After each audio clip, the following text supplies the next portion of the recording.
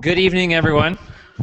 Welcome to the second meetup of the Prairie Search Marketing Group, now labeled as Prairie. We are the same as the Winnipeg Search Engine Marketing Group. We've gone through a rebrand to expand our target audience. For those of you who don't know me, my name is Danny. I'm one of the co-organizers. I won't be presenting tonight, but I just wanted to do a quick introduction to let you know that you're definitely in the right place. We're going to have three great presentations tonight, all about the topic of keyword research for SEO. All three guys are very open to your questions, and we welcome a very open kind of presentation style. We're super laid back, so don't worry about it. If you have any questions, I'm speaking to a microphone because we're currently broadcasting live to Google Plus and the rest of the internets. And this presentation will be available to watch again on YouTube afterwards. So if you missed something, you didn't feel like taking notes or anything like that, we're going to be posting that link. So without further ado, I will pass the mic to Omar. He will be giving the first presentation, and I will let him introduce himself.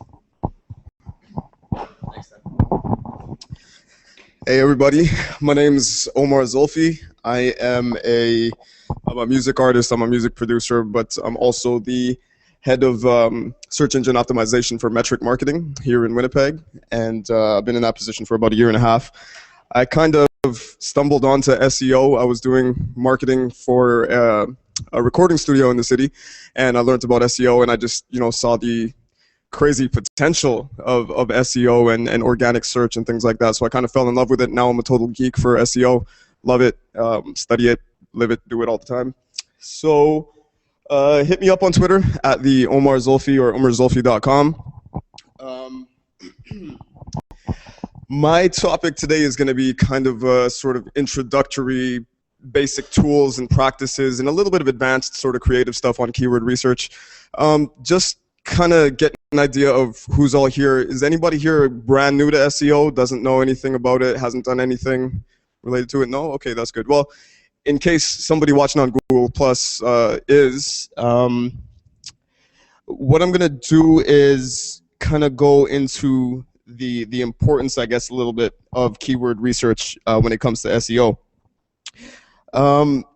It's a good time right now to talk about keywords. Apparently there's like a resurgence of interest in stuff like long tail keyword research and just keywords for really any type of business at all. There was a couple of articles last week in Forbes about content marketing and its importance in 2013, and good content marketing really has a focus around keywords and good keyword selection, good keyword optimization. And then Search Engine Watch also did one on the resurgence of the interest in long tail SEO or long tail keywords for SEO. So we'll be talking a little bit about that too.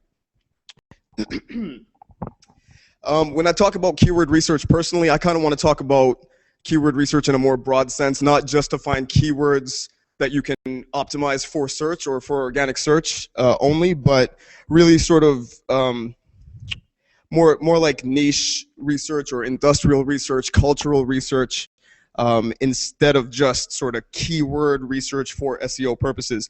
You don't need keywords just for reaching #1 in Google. Really, if you understand your audience as a marketer, if you understand your audience and you understand what they're looking for, what they're searching for, it gives you immense opportunities to kind of capitalize on needs in the market. So it can lead to a lot of different things. It doesn't just have to be about SEO. It could be about content ideas, product or service creation, solution creation, anything like that.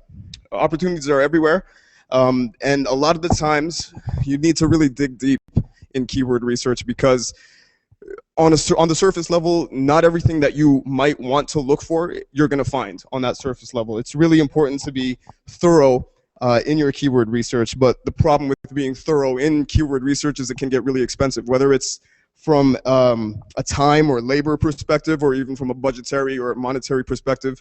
Doing really in-depth keyword research can be very expensive, so you have to balance it out a little bit. It's kind of like Have you ever gotten lost in Wikipedia? You go to a Wikipedia article, you click on some of the internal links, you go to another one, another one, another one, another one. Keyword research is really like that, so you can waste a lot of time doing keyword research. And I don't want to give you guys the impression that it's all about keywords, that's all you need to do to the detriment of everything else. But keyword research really is important because this is how you're going to be found online, at least in organic search. So we'll start a little bit with the basics. A couple of tools that you can use online to do your keyword research. One of the main ones is the Google AdWords keyword tool. And I think what I'm going to do is I'm going to go through a little bit of a live demo for anybody that hasn't used the keyword tool, give you some best practices on that. Has everybody here, do you guys have experience with the AdWords keyword tool? Yes? No? Yeah? Most people say that they do, so that's good. But again, just in case there's somebody that's kind of new to keyword research, what I'm going to do is I am going to open up a new tab.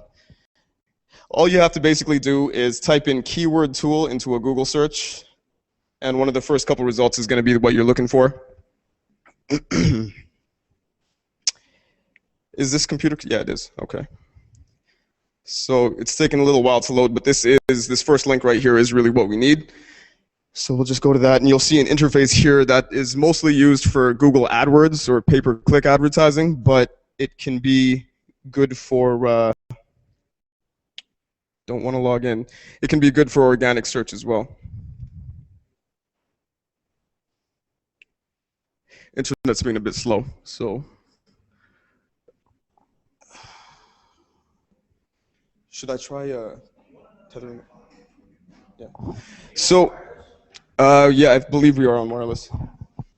So the AdWords keyword tool, it's a great tool. It gives you ideas of, different things that you can or different things that people are searching for on the internet related to whatever niche you're in. You basically go to the tool, which hopefully I'm going to show you in a second, and you type in a seed keyword. So if you're in the, say, widgets industry, just for the sake of talking about something, you would type in widgets into the box, click search, and then Google would populate a bunch of different related search terms to the word widgets. And you could use that to sort of mine through and find opportunities for you to optimize your website to reach the top page of Google for certain keywords. It looks like it's working now, hopefully. I'll just give it a couple of seconds to load up, and maybe we'll run a couple of quick searches. The one thing about the Google keyword tool is it's not going to give you every possibility out there, so you don't want to make this your standalone tool for keyword research. There's a lot of other great things that you can do to find some keywords and really dig down deeper. This one is probably going to take a while to do, so I'm not going to be able to probably do a little demo on that. So we'll just kind of go back into the presentation a bit. The one thing that you want to make sure that you do with the Google keyword tool is make sure that you've set it to find exact matches. What Google is going to do is it's going to list a bunch of keywords that are related to whatever your seed keyword is, and on the other side of it is going to show the global monthly search volume, so how many people around the world are searching it every month, and it's going to show you the local search volume. If you set a localized area, it'll show you how many people in that area are actually searching for a particular keyword every month. There are 3 different types of data you get from that, though. These are called match types. So there's broad match type, there's phrase match type, and there's exact match type. For organic search, for SEO, you really want to focus on exact match searches. You want to find out exactly how many people are searching for a particular keyword. It just makes things a lot easier in terms of figuring out whether it's even worth it to go after a keyword like that. Excuse me. So I'm not sure if everybody can picture this, especially the people that haven't used the keyword tool before, but on the left side it says match type, broad, phrase, and exact. You just have to click on exact and it'll show you the exact number of searches rather than the broad number of searches, which include a lot of other types of keywords other than the ones that Google is actually displaying the search volume for. Excuse me. In addition to this, if you're doing any video optimization, does anybody here work a lot on YouTube or any video marketing or anything like that? YouTube also has a keyword tool. It's not as robust as the AdWords keyword tool, but it can still kind of give you some ideas of what people are searching for within YouTube. Looks like this loaded up. Is it gonna? Are you trying to connect? Well, if you can get it a little quicker, we'll do it that way. Okay. So yeah, YouTube also has a keyword tool. It's again not as great as the AdWords one, but hopefully they kind of keep on working on it and it becomes better and better, because video is actually becoming huge in organic, in paid, and everything. So video is really engaging.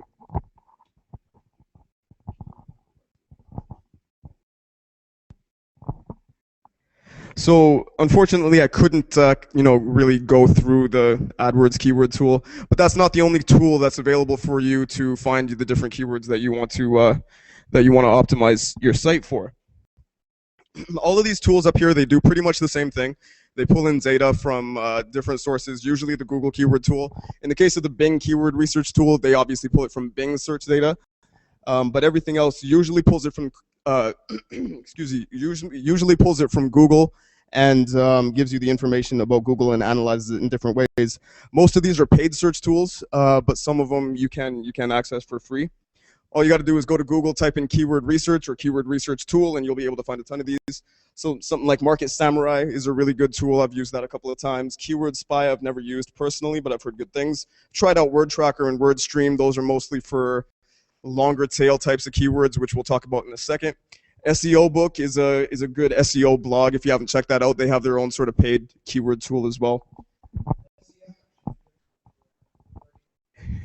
Definitely. SEMrush, somebody just mentioned SEMrush. That's a really good tool too. I'm going to get into it a little bit later actually on using a different approach for keyword research, but still really good tool, great tool. So I'm just going to kind of explain one of these tools, why it's kind of useful to use the paid tools rather than just the free tools. I use, both interchangeably really. I've used Market Samurai before. This is kind of just the layout of Market Samurai.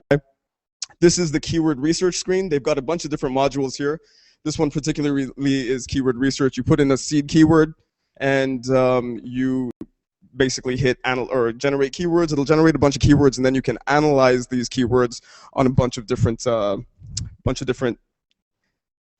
parameters, so to speak. So there's things like the SEO traffic that you're likely to get if you hit a #1 spot for a particular keyword, the phrase to broad match ratio, which is this complicated mathematical equation of how competitive and how valuable a keyword is, the SEO competition, the title competition, so how many people are using the keyword in their title in the search engine results pages, some Majestic SEO info, which is another tool I'll be talking about in a minute, and just a lot of really good things. You can filter these down so that anything that doesn't match a certain criteria, say you wanted local SEO traffic to be only 50 and above daily traffic, you could filter out all the different keywords that you have for anything that's only 50 plus visits or searches per day. So it's a really useful tool. Another thing I love about Market Samurai is the keyword competition analysis, because when you're doing keyword research, it's really important to find out the competitiveness of a particular keyword. You don't want to spend too much of your budget or too much of your time ranking for something that you think is going to be great. It takes you 6 months or a year to rank for it, only to see that, it wasn't really worth it for all the effort that you had to put in. So checking out the competition is really important. So a couple of different ways you can do this, but really the most effective way is to take a look at the top 10 results for a particular search and find out how powerful and how authoritative those websites are. A tool like Market Samurai kind of puts that all out in front of you. This is more than 10, but that's because this particular search, which is San Diego DUI lawyer, comes up with localized Google Plus maps listings as well. But what you can see here is it'll show you the domain age, the page rank of a domain, the index count of how many pages, the number of backlinks coming to a particular page, the number of backlinks going to the particular domain rather than just the page, and then some other stuff like, is it listed in the Yahoo directory, the DMOZ directory, does it have the keyword in the title, such, so on and so forth. Did you have a question?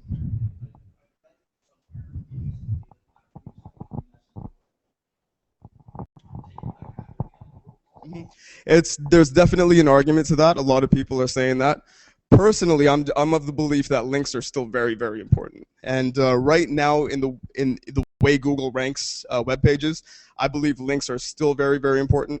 I might say within the next 5 years or so, something like social signals, which is like how many times you get mentioned on social media. Those social signals are definitely going to overtake links because that's a more natural and realistic way of telling how popular a website is rather than links. Right now, however, I would say you don't want to discount links altogether. You still definitely want to, focus a little bit on link building as well. That kind of answer your question there? Okay. So all of those tools that I showed you right here, some of them are good for just general keyword research. A couple of them, so specifically Word Tracker, Market Samurai, and WordStream, and I believe SEO Book too. They are really good for long tail keyword research. And what long tail means is keywords that are longer than what you would normally find or normally think somebody would be searching for. A lot of people think that people might be searching for something like the word singers or singing if they want to find out information about how to sing. But there's a lot of people that that search for variations of those keywords which are much longer in scope, and that's what a long tail keyword is. So a head term, which is the opposite of a long tail keyword, is something like singers or singing. A long tail keyword would be something like, what are the top 5 R&B singers, or how do you become a better singer? And it's really important to focus on the long tail because there's reports that come out that Google is being treated like a person more and more. It's not just typing in R&B singers. People are actually typing in questions to Google like you were talking to somebody else. Where can I find this? What's the weather like in Toronto or something like that? A lot of people are searching like that. So the long tail is really I don't want to say undiscovered, but often an untapped gold mine for traffic. And it's a lot easier to rank for long tail keywords right now than it is for some of the head terms that you might find. A lot of sites you'll find actually get the majority of their traffic from long tail keywords, not the head terms, which is really, really interesting. They also give you better conversion rates. So the reason for this is when you have a long tail keyword, you're more aware of what the buyer's intention is or what the searcher's intention is. Somebody searching for bed bugs might just be looking for information on bed bugs. You don't really know what they're looking for. They want to find out about bed bugs, as opposed to somebody who's searching for the best bed bug remedy or something like that.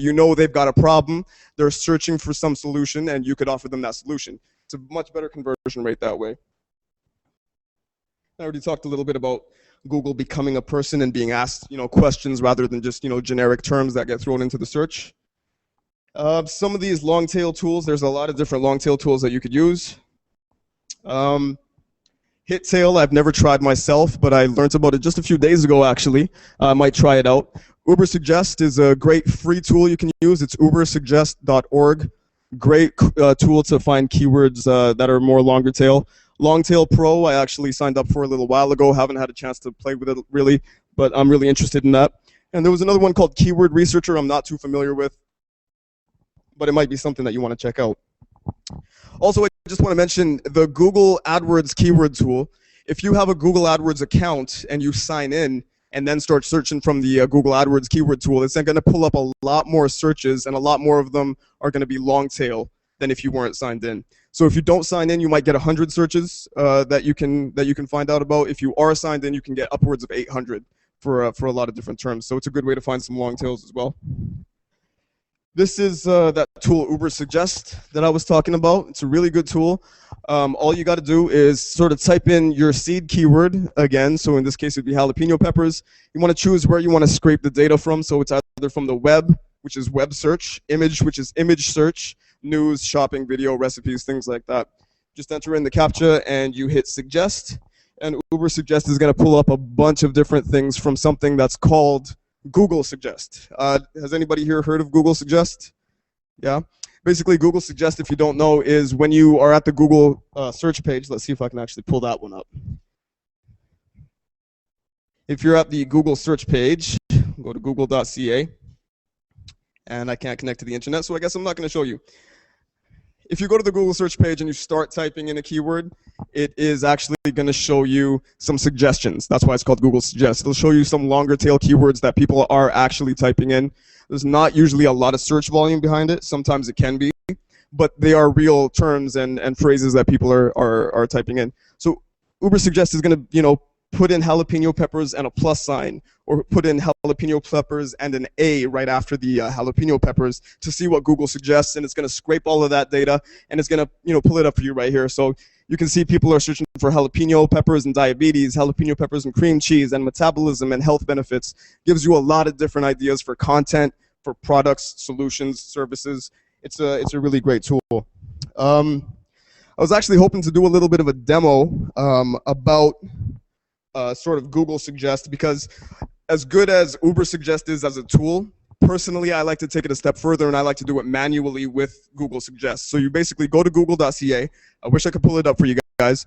You go to google.ca, you type in your seed keyword, and then you move your cursor in the search box. You move the cursor to the beginning of the search and type in something like how, or why, or can, or what. Just questions like that. Type them in, and Google is going to give you great ideas for content that you could create.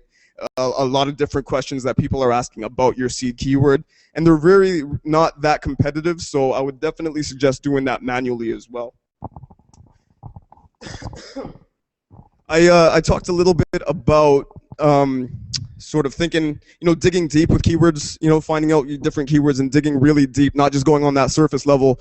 And you really have to think outside the box when you're trying to dig really deep into a market or into a niche, or just into a target audience and trying to find out how they search. You can use several different tools in really different and creative ways to uncover some gems. And really, you want to bend the rules of how you're supposed to use a particular tool. I'm going to talk about one particular tool that's mostly for black hat spamming and stuff, but is actually very, very useful for keyword research as well. Why don't we just kind of get to that? So these are some outside of the box creative research, keyword research strategies that can really uncover some great opportunities for you. So real life keyword research, it's really basic. Just pretend like you want to know something about something. You're at home or you're with some friends or whatever, and they might have a smartphone or a computer in front of them. Ask them, hey, do you know blah, blah, blah, something, something, something, and ask them to search Google for it. Can you Google this for me? And then just pay attention to how that person is searching, because those are just normal people. Preferably they're in your target audience as well, if you can manage that. But if not, just kind of pay attention to the way people are searching. Just your friends, your family, things like that can actually uncover some really good ideas that you might not have thought of, or that you might have skipped over using one of the other tools. And you know what? You can just ask people specifically, just what would you search for in Google if you were trying to find out X, Y, Z? It's a great way to find some stuff. You can actually also do this digitally. Matthew over there actually put me onto this great tool that I haven't used yet, but it seems really interesting. It's called seedkeywords.com. You guys can check that out, seedkeywords.com. And it's actually where you ask people how they would search for something, but just online. You might not know these people, they might be random people, but you're asking real people, how would you search for this type of a thing? Great way to uncover some opportunities. Another way to find some really, really great keywords is to do some competitive keyword research. And this is where I'm going to talk about that SEMrush. It is a great tool. But basically going to your competitors and finding out what they're trying to rank for, or what they're targeting, or maybe not even what they're targeting, what they're talking about that you could target because they missed it. They missed the opportunity. And there's a lot of different tools that can actually help you do that. First of all, just type in your search in Google and take a look at the top 10 results. Go to their websites. Look through their websites for content, for pages, anything that you might be able to pull out some different keywords. There's other competitive analysis tools that show you different metrics, how many links a website has, how many social shares a website has, but they also show you those links, what the keywords, what the keyword anchor text is for each of those links, so you can find out what people are specifically targeting. Ahrefs is my favorite tool personally. It's great for that. Open Site Explorer is from SEO Moz. It's also a really great tool. I've used that as well. SEMrush, great tool. And Majestic SEO is really kind of the pioneer, the innovator of the whole competitive analysis, backlink analysis game. So these are some really, really great ways to find keywords that your competitors are targeting. And this is the infamous tool that's used for black hat spamming, blog commenting. You know all those comments that you get on your blog like every day from people trying to sell Levitra and other unmentionable pharmaceuticals and things like that. They're probably using Scrapebox. Yeah, it's a great tool. You can spam the hell out of the internet. It's a great tool, but you can use use it for good too. You don't have to use it for blog comment spamming or anything like that. You can actually type in some of your seed keywords that you get from the Google Research Tool or Market Samurai or anything like that, and then you kind of pop it in the scrape box. You tell it where you want to scrape that data from. It could be Google Suggest, Yahoo Answers, Amazon, YouTube, Bing, Google Product Search, shopping.com, a bunch of different places. You don't have to limit yourself just to Google search. It's going to generate keyword ideas from all these different places.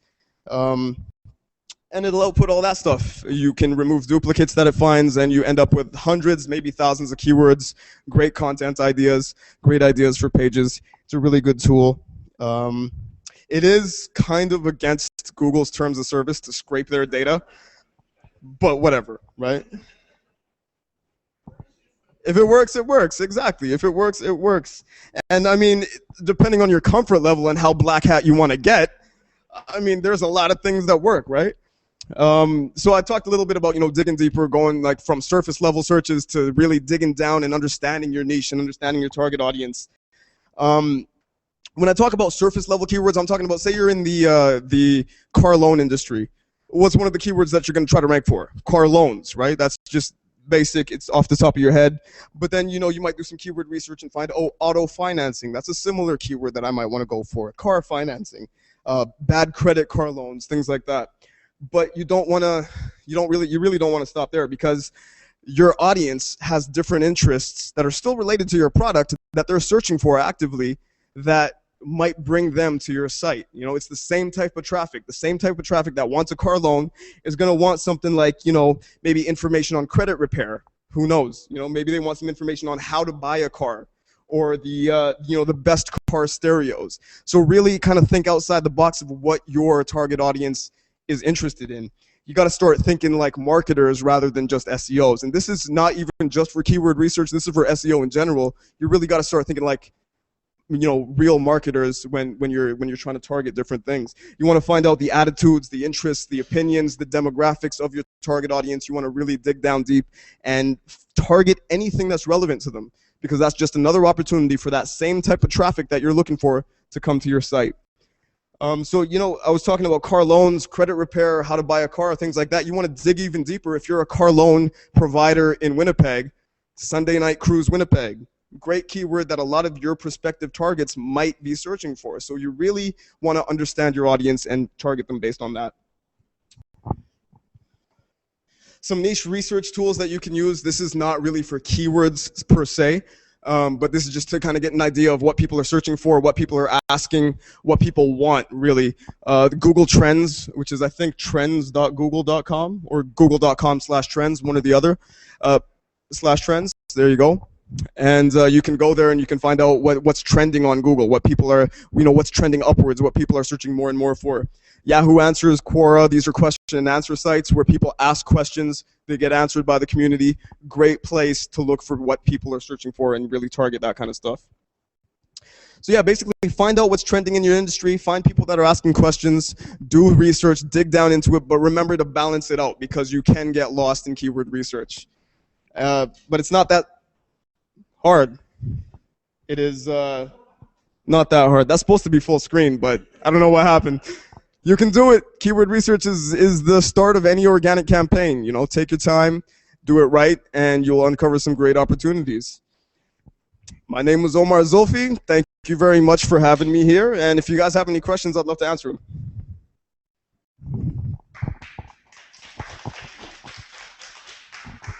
Thank you. No questions about any of the tools or anything like that? Nothing? All right, well, if you do have questions, come see me afterwards. I'll be here for a minute. Thanks, guys.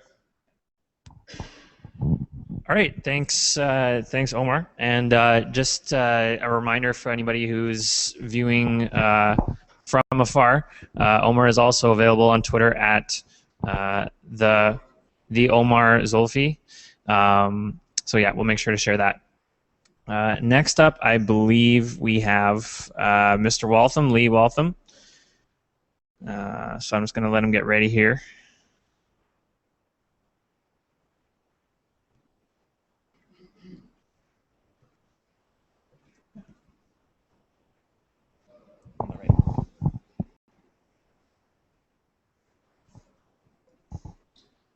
And we're ready to go. So, Lee Waltham. Sweet. What's up, everyone? My name is Lee Waltham, and I forgot about the mic.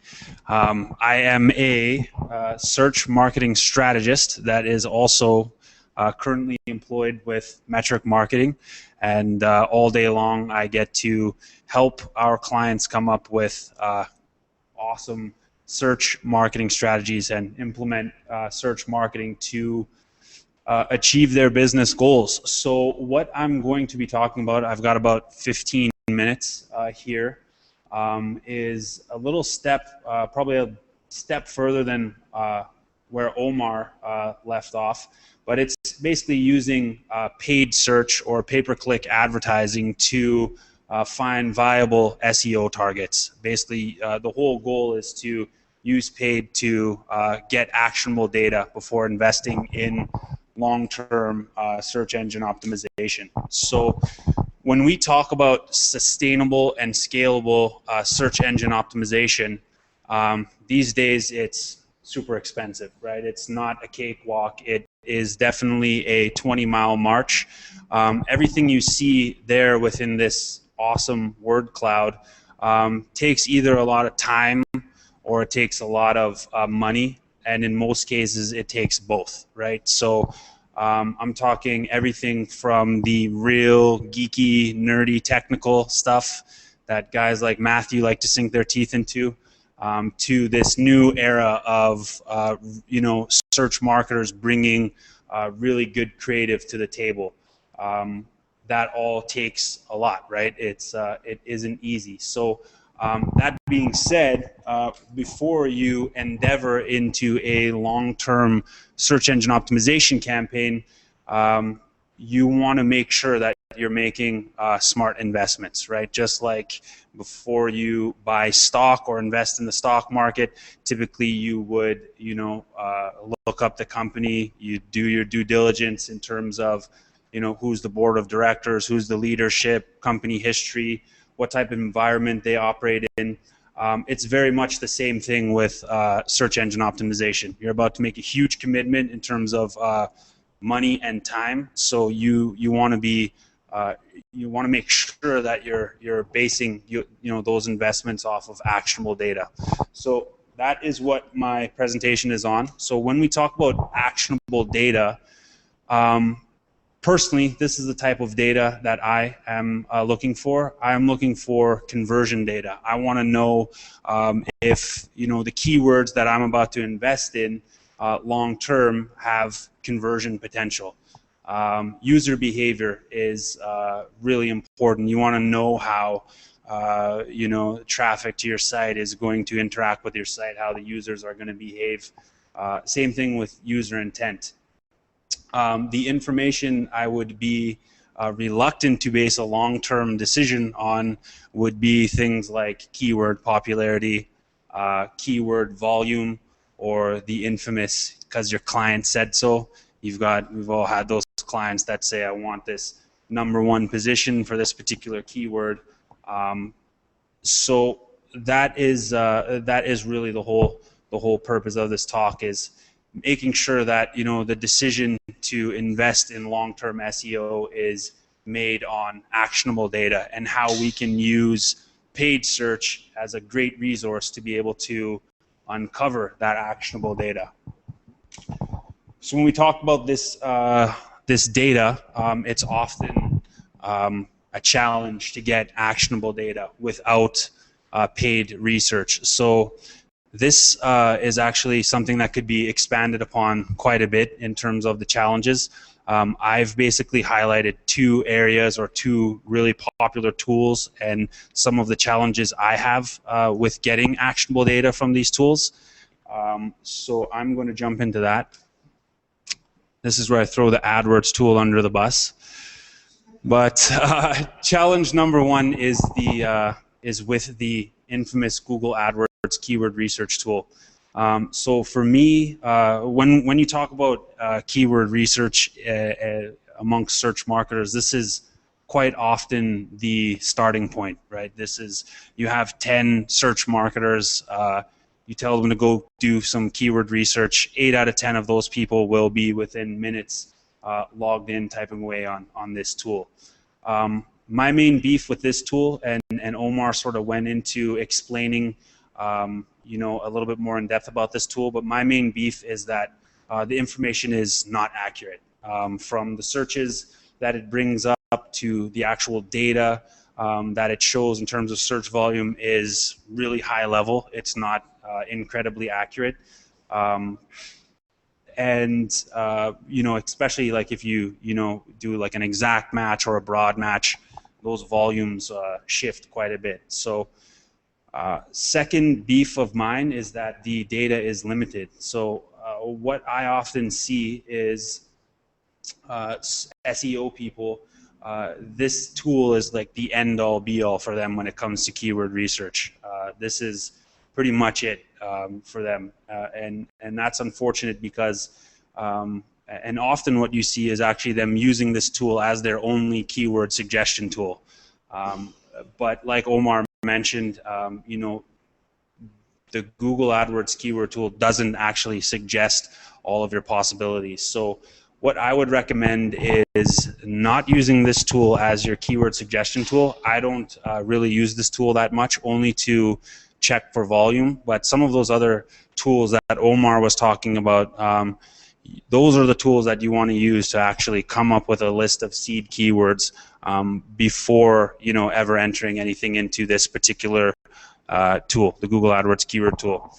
Rand Fishkin has a really awesome post on just, you know, the cautions or just why to be cautious when using this particular tool for keyword research. Second tool that I have some challenges with is GA, Google Analytics. Google Analytics is a great tool, so just as a disclaimer, I use Google Analytics every day, and it's awesome for getting actionable data and great insights into you know, what's going on with your project or your clients. Every day I'm finding out something about a client project in GA. Big challenges though with Google Analytics for keyword research. The obvious one, if you're doing keyword research for a new website, you're not going to have any data. Google Analytics is not going to give you any information. For existing websites, Google Analytics can be, there's a roadblock, which is this wonderful thing that Google does called not provided. So in this example, we've got 35% not provided.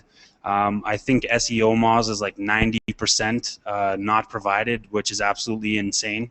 And what not provided means for those that don't know here is basically when you're logged into your Google account and you're doing a Google search, not provided, they don't show you that data, so they sort of protect that data.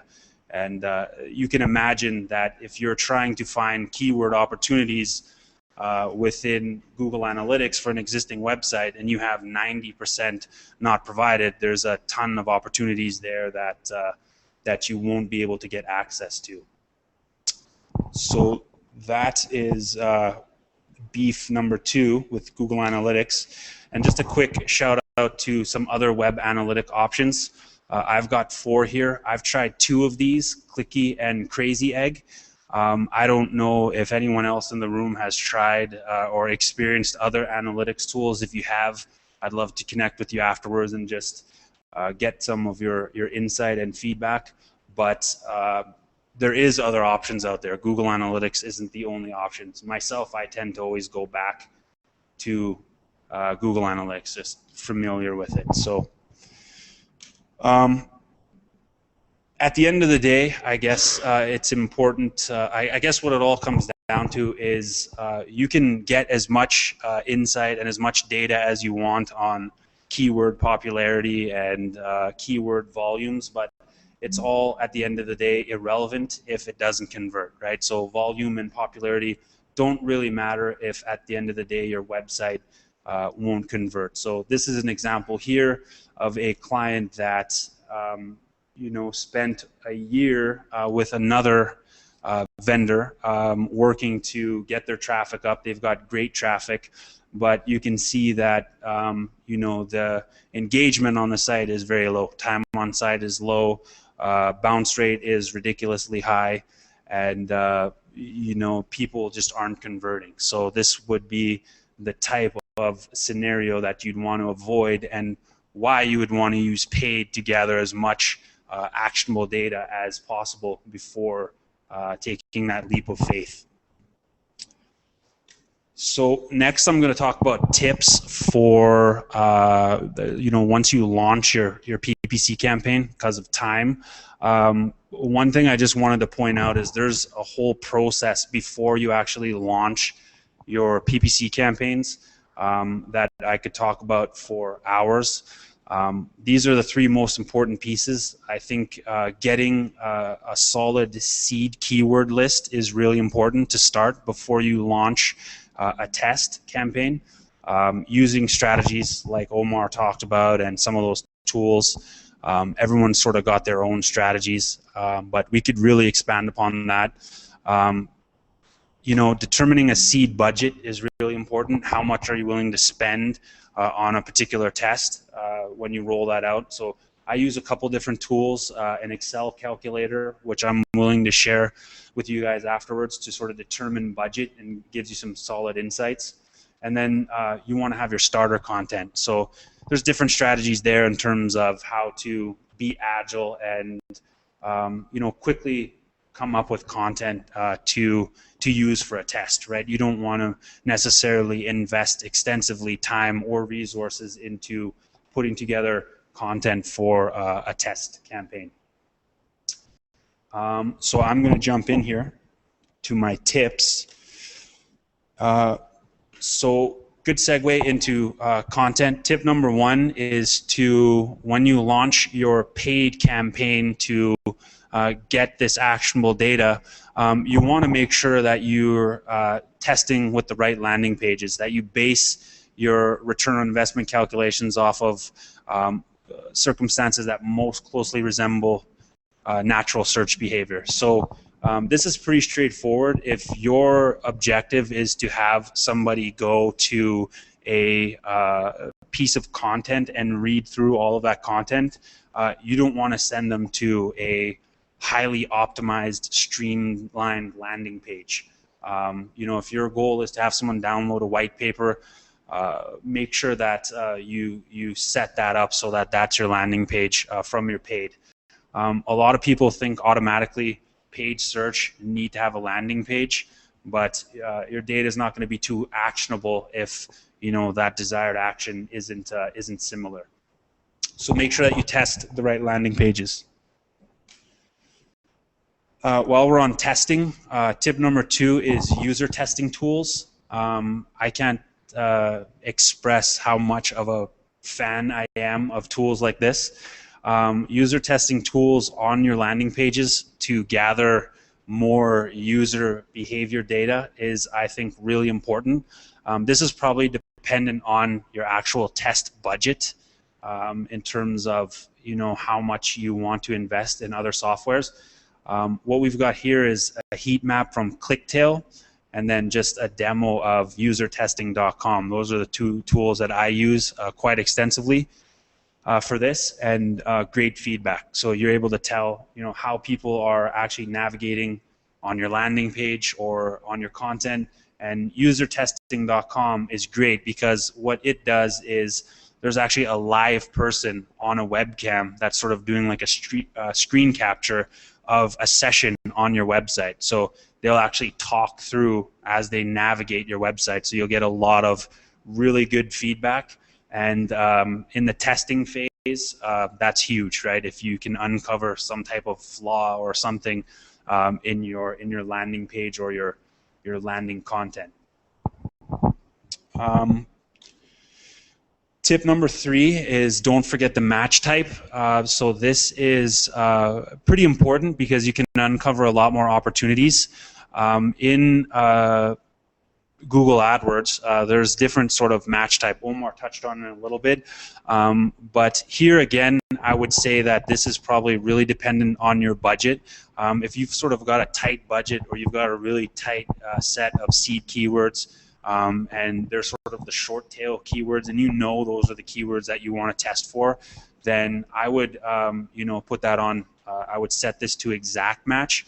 But if you've got a little bit more budget and you're looking for other opportunities, what you might want to use is what's called a modified broad match, and that will actually allow you to open up the campaign and find other potential highly profitable or converting keyword terms or search phrases. So don't forget the match type. Tip number 4, pretty straightforward. This follows the theme of trying to mimic the actual search behavior. You want to make sure that your meta tags and that your titles are as close as you can get in your ad copy to what your desired page titles and descriptions will be on your long-term SEO campaign. You're going to have some character restrictions here. Obviously, in an ad, what you can use is a lot shorter than what shows up in a SERP, but you want to try to mimic it as best you can. So your page title would obviously be your ad title, and then your meta description would be your ad copy, your subtext. So you want to try to make those as similar as possible. My 5th and final tip here is more than AdWords. So Google AdWords is obviously like the big man on campus. That's where all the volume is. They're sort of the king in terms of pay-per-click networks. That being said, there's still, I think, a lot of opportunities in the other networks. So depending on, for example, if you are limited by budget, you might be able to use places like Yahoo Search, Microsoft Advertising to potentially find lower click costs. You might be able to find those there.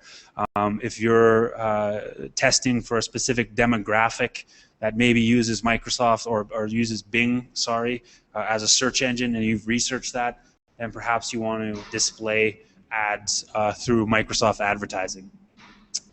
The big one for me here is Facebook. There's a lot of opportunity, I think, with Facebook's pay-per-click. And the one thing that I can think of here to share is basically if you're testing for a demographic that's highly targeted, so let's say I'm targeting women in Winnipeg between a certain age, Facebook will allow you to set that up and display ads specifically to that demographic and forward that back to your landing page. So that's great for getting really highly targeted data, and I'd encourage everyone to explore that as a tool. LinkedIn, sort of the same, although I've never actually used LinkedIn as pay-per-click at all, so I'm pretty inexperienced there. But that is the last tip. So my last slide is Warren Buffett throwing up the rock. So I guess just to close it off, there's a really good quote there. Risk comes from not knowing what you're doing. Warren Buffett has amassed a huge fortune, investing really smart in the stock market and being a really wise investor. He's known for, due diligence in terms of, finding out about the company and stuff like that. And the same goes for investing in long-term SEO. You're really going to invest a lot of time and a lot of resources, money, if you're doing it the right way. So you want to make sure that, you're hedging your bets on actionable data and that you're really testing and doing what you can to get that actionable data. So in closing, I think that paid search is a great tool to get that actionable data, and that's me. So thank you very much. Any questions? Probably not. Sweet. How long do you think personally, what type of budget should you work with when you're testing keywords for SEO? To me personally, it's probably until you get data that you're confident on moving forward with, right? So that's something I talked about in the second or one of my slides. There is just strategies for determining an actual seed budget. So you definitely want to look at the terms and use the Google AdWords keyword tool to get an estimation of cost per click and stuff like that. So you know a budget. And I've got that Excel calculator that I can share with you, where you can actually plug different different numbers into it, and it sort of recommends like a budget or what you're looking at in terms of spend. So, but really, it's you keep going until you have data that you're confident with investing full time. So, the man. Setting the cost per click is always a challenging thing to have. You also have to calculate that on increase cost per click. I don't know. I don't, but I'd love one. Yeah, so if you can get that, that'd be great. And I'm not like a paid search expert, so I'm a diehard SEO guy, but use paid to. It's great at getting data. So that's me. Awesome. Thanks, guys. All right, thanks, Lee. So we're going to have Matthew come up and do a presentation next. Just while he's getting ready here, so we don't have dead air like we did last time. I know that we're, Prairie Search Marketing Group. We talk a lot about SEO, but I mean, does anybody here have kind of experience working with paid search, Facebook, AdSense, or anything? Angela, yeah, Jason, yeah. And has anyone used it in kind of the context that Lee was talking about, to do with paid to research for SEO? Absolutely. Paid search or organic, I think it's pretty important to find different avenues to expand on your existing keyword list. If you're going to have your head keywords that will then generate the bulk of your traffic, but there's always going to be this transition out of the account. One good source that for finding some of those keywords it's just drilling down in your AdWords into your search terms. They often hide a lot of juicy little nuggets that can really help you drive some ROI. A good tip. All right, perfect. So we can definitely return to that after the presentation, but I'm going to hand off to Matthew now.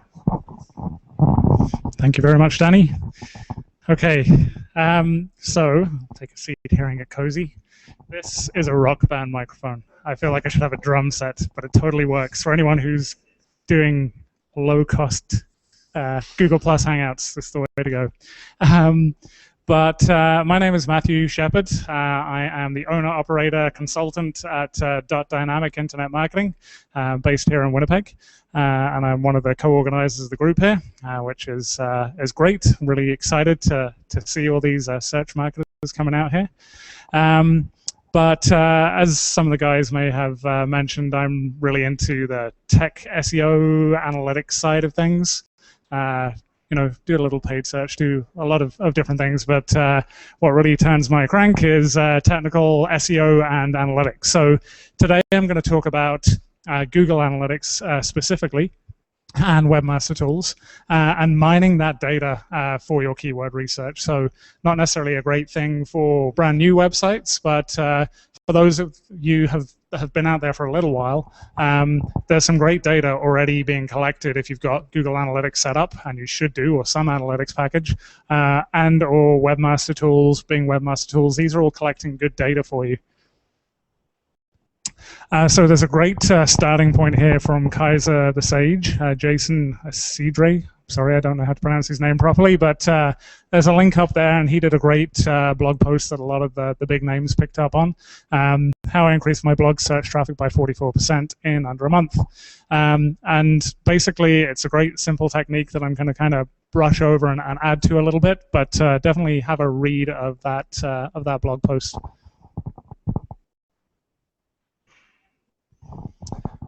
So screenshots of Google Analytics, gotta love it. Hopefully you can see it. It's a little bit fuzzy there. The old Can you read that? Kinda, yeah. Okay, well, basically, Google Analytics, you get in there, you're gonna go down to traffic sources, organic. I'm just looking at the organic side of things here. And then you're gonna end up landing on this keyword tab here. So what Jason had mentioned in this blog post that I just spoke about was getting into this report and looking for these longer tail keywords. So these keywords are more than like the 1, 2, potentially 3 keywords. And looking for keywords that have a lot of new visits, and you can click on the headings, so you can see percentage new visits. You can click on that in Google Analytics and see the ones that have like 100% new visit, or looking for the keywords that have a high amount of engagement, so basically a long time on site. So again, you can sort that data, average visit duration. Let's see which keywords we're getting some visits on that really are keeping people on the site for a long time. Are we targeting those keywords? Are we targeting those keywords at the right pages? So that's one way that Jason had mentioned to approach that data. Look for keywords that you're not considering currently that are potentially longer tail keywords that are driving high engagement and are generating a lot of new visits, and then put that into the tools that Lee has thrown under the bus. Put that into he's thrown everything that I've done under the bus. But anyway, I'll forgive you. Put it into AdWords keyword tool, whatever tool you want, to try and get an idea to see if there's search volume behind these long tail keywords. And then go after them by changing page titles, using them in hyperlinks internally on your website. He lists out quite a range of tactics, and you probably know a lot of them already, but that's one way to find keywords that you're potentially not considering right now. Another way to look at this report that he didn't really go into is to look at keywords that maybe are generating visits but aren't getting much engagement. Well, obviously, we've got people coming to the website. If it's on relevant keywords, then we need to consider, why are we not keeping these people on the site? Obviously, there's something wrong with the page that they're hitting.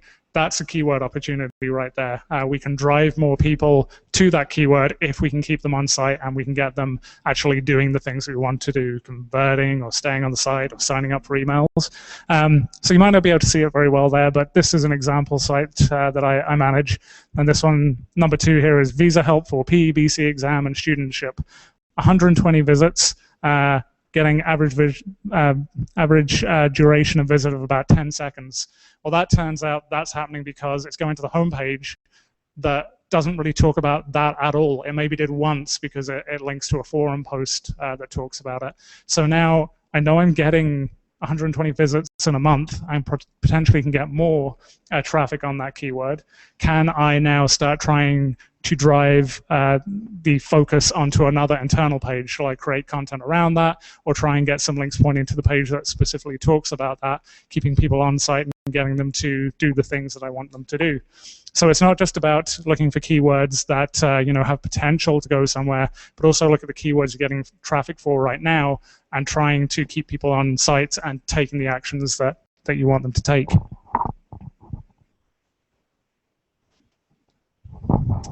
Another method that Jason mentioned in the blog post is to look at your top content pages on the site. So in Google Analytics, go to Content, All Pages, and then it's going to list out, so / is your home page. It'll list out all the top pages by the number of visits it's getting.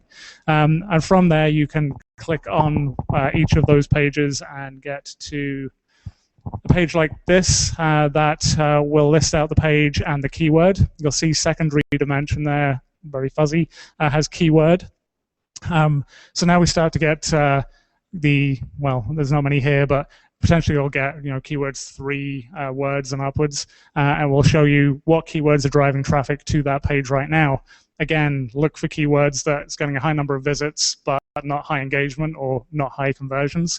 What can I do about that? Can I drive that keyword to another page that has more specific focused content?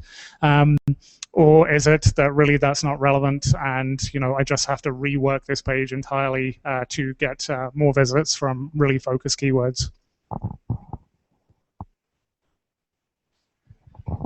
Working in analytics to try and do this kind of thing, it's okay if you're looking at kind of 10 results or whatever, but really export the data, get it into Excel. I love Excel. You can do so much with it.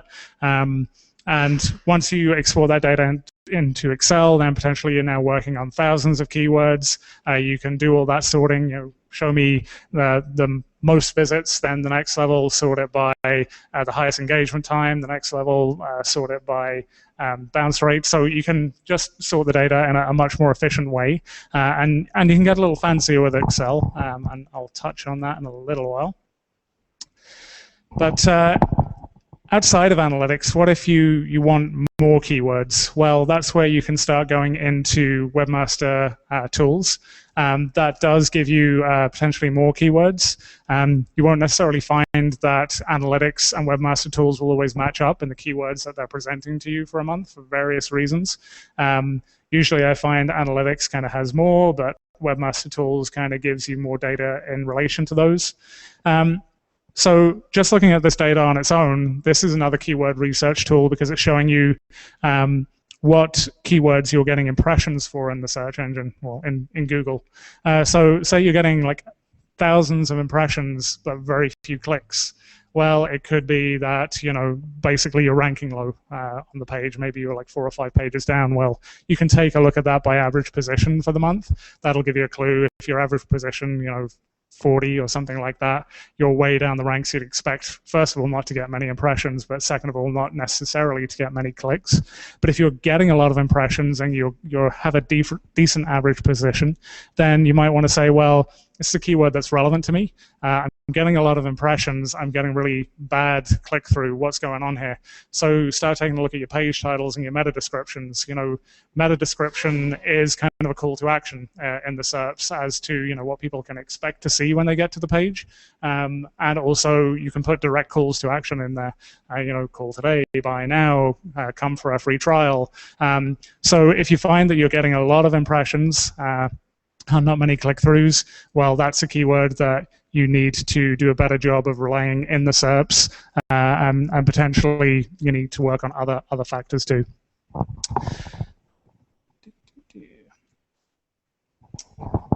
I love Excel. I can play with Excel all day long, and most people will look at this and go, "Oh, holy crap, what's he going to do here?" But take the download of data that you can get from Google Analytics. Bing Webmaster Tools, Google Webmaster Tools, Google AdWords, and you can put that into lots of different tabs on an Excel sheet, and now you can start cross-referencing that data. So suddenly I can take my 4 or 5 word keyword and go, well, do you know what? I've got a pretty high engagement rate on that keyword, so lots of people spending a lot of time on that keyword. If I look at Webmaster Tools, it's telling me my average position is about 11 or 12 in Google. That's a really good keyword because with very little effort, I could potentially pop myself onto the first page. If it was like way down and the 5th, 6th page, well, it's maybe going to take me a while to get there, depending on how competitive the keyword is. But when I compare, you can get ranking data from many places, but how I rank with the Webmaster Tools data to these other metrics, I can start to see some really good keyword opportunities. I'm no longer just considering things like the time on site and percentage of new visits, but I can cross-reference it with how I currently rank for that keyword. You can pull down data for conversions. Am I getting a lot of conversions for that keyword? You can also pull in Bing Webmaster Tools. A lot of us just forget about Bing, honestly. But if you're getting a lot of traffic against the keyword and it's not showing up in Webmaster Tools, well, it could be coming from Bing. For some reason, you're getting a lot of traffic from there. What do I have to do to push it up onto that first page of Bing?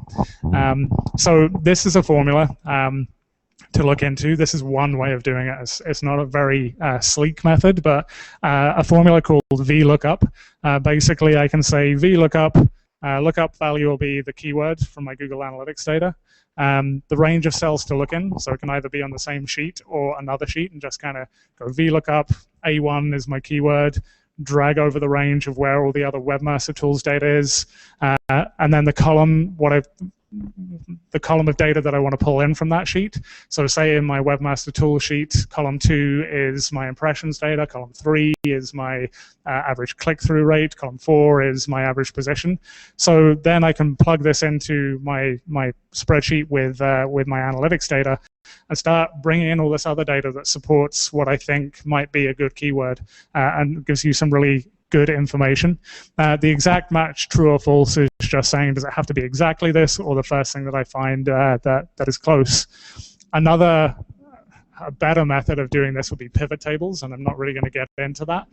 This is just a rough and ready method, and I have a spreadsheet that I'll share a link to later just as an example of being able to cross-reference all this data that is available to you to find keyword opportunities.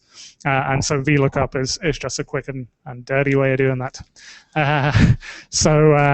This tiny little text here with lots of columns is an Excel spreadsheet that's an example of that. But as I say, I'll share a link. We'll get a blog up at some point, or I'll share it on my blog, of the kind of things that you can do with Excel, because it really can quickly allow you to filter data, sort data, cross-reference data, and suddenly you're getting like 4 or 5 really sweet keyword opportunities that you need to be going after. Way off, a couple of miles off to the left of columns there, I also had page data that was showing me for this keyword which page, according to my Google Analytics report on Webmaster Tools, is ranking for that or is driving traffic for that keyword. And then again, I can go, so this PBC exam review is getting this kind of traffic, not great engagement, while it's driving to the home page. That's not the right page. This is kind of like a keyword audit. Are my keywords that I'm getting traffic for actually matching up to the pages that I want people to be looking at to keep them on site and to make them take action? Then within Google Analytics, I want to talk a little bit about search intent. So we know people come in and they'll type in 1 keyword, 2 keywords, and maybe they'll spend a long time on site, maybe they won't. But one feature that a lot of us have on our websites is a built-in search feature. If you run WordPress or Drupal, pretty much most websites offer some kind of search functionality so people can wade through your content. Absolutely make sure that you've got this set up in Google Analytics to capture that data, the on-site search. So if you go into Google Analytics and go to the admin section, you want to go to profile settings, and then from profile settings, you are going to want to go to site search settings, which is at the bottom of a long page. And here it says, if you have a search feature, don't track or do track site search. And then it's going to ask you for the query parameter that indicates that the page within analytics is an actual search page. So a lot of us have seen websites where it's like $Q equals and then the keywords that you search for. On this particular site, it's a Drupal installation. It's /search/ whatever the query was. So I plug in search there, or whatever is indicating to Google Analytics that this is actually a search feature. You can have it strip out the parameters out of the URL when it displays it in the report or not. And then search categories is if you refine searches with a drop-down list of categories, you can also add that in there so they can help sort the data out for you and make it a little bit more pretty. So what that gives you when this has been running for a while is under the content tab, under search terms, and then from search terms you want to make sure secondary dimension at the top there is set to keyword. Gives you these 2 columns. So the first one is what people search for on your website, and then the second one is a keyword that brought them into your website. So if we go down here, let's look at, for example, it's a good answer sometimes to the not provided dilemma that we're all hitting, huge amounts of not provided data. But suddenly now I've got this person who came in, or 2 people, or 2 visits that came in from not provided, but on my site they search for evaluating exam. So what's the chances that they came in on a keyword that's closely related to evaluating exam? So I start to take a little bit of the mystery out of not provided. Also a not set. Not set is when people are coming in from direct traffic. You're never going to really know what the keyword that they're coming in on. They don't have a keyword. It's not a search. But again, it can give you an idea as to what the intent is. If they come from a direct source or referral source and then do a search on your website, you get to see what these people are looking for. So if you have a great referral source, a website that's always sending you traffic, go and take a look at that referral source and compare the searches that are done on site from that referral source, because it'll tell you what people from that website are expecting. And maybe if they're doing a lot of on-site searches or they're not spending very much time on your site, you are not presenting them with the content that they were expecting. So fix it up. And here's an example of more of a long tail keyword opportunity. So here in my my search phrase that was typed into the search engine, I've got evaluation exam PEBC. But when the person got onto the website, really what their intent was to understand how to become a pharmacist. So, you know, great that they're coming in on that that 3-word keyword. That's still a good one for me. But really, they wanted to know how to become a pharmacist. Do I need to create content and target that keyword? And something to bear in mind, again, the kind of questionable data you get from AdWords keywords tools, even if it tells you there's no data, don't believe them. They're there. Like there's somebody coming to your site, they found you somehow. Plug it into these other keyword tools and start to get a feel for how much volume is there. But you know, sometimes these long tail keywords really aren't that competitive, so you don't have much to lose by, you know, throwing up a page of content, driving some links, and see what happens. And that's everything. And again, with the search data, you know, you can plug that into an Excel spreadsheet too and do all kinds of cool things with your pivot tables or your VLOOKUP, you know, this keyword, all this Webmaster Tools data. What, did they do a search on site? What picture does that paint for me? Any questions?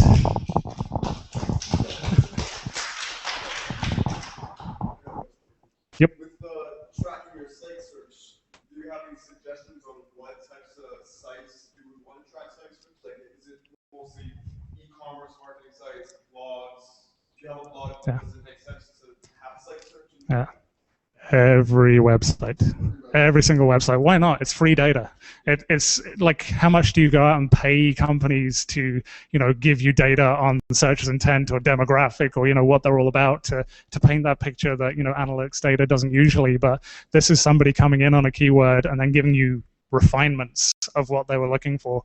So regardless, even if you're never going to look at it, or you think you won't, set it up, because maybe a year down the road you're like, do you know what, people are hitting this page, they came in on this keyword, what's the problem? Well, maybe the searches that they do on site are going to tell you, you know, what they were really looking for. How big of a site do you recommend as being a starting threshold for integrated site search? You've got a 5-page website. Are you really going to make this into a putting that up? If you are doing SEO, if you're caring about what people are searching for and how they're finding you, why don't you want more data? Even if it's a 1-page website, you know, really, it's going to grow. Set it up in the beginning, you know, and when you become a 2, 3, 4, 5-page website, rather than going, why didn't I start tracking that in the beginning?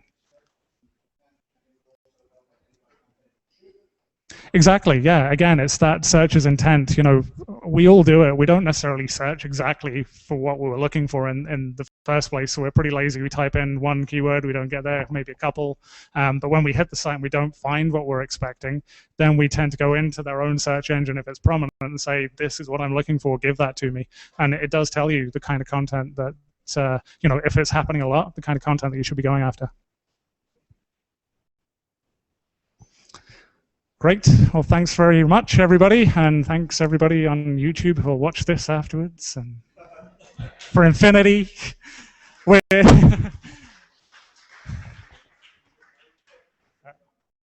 and yeah, we'll probably wrap the broadcast up there, and we're just going to mingle here a mix, and we'll be doing more of these again soon. So stay tuned, everybody out there in Google Plus land.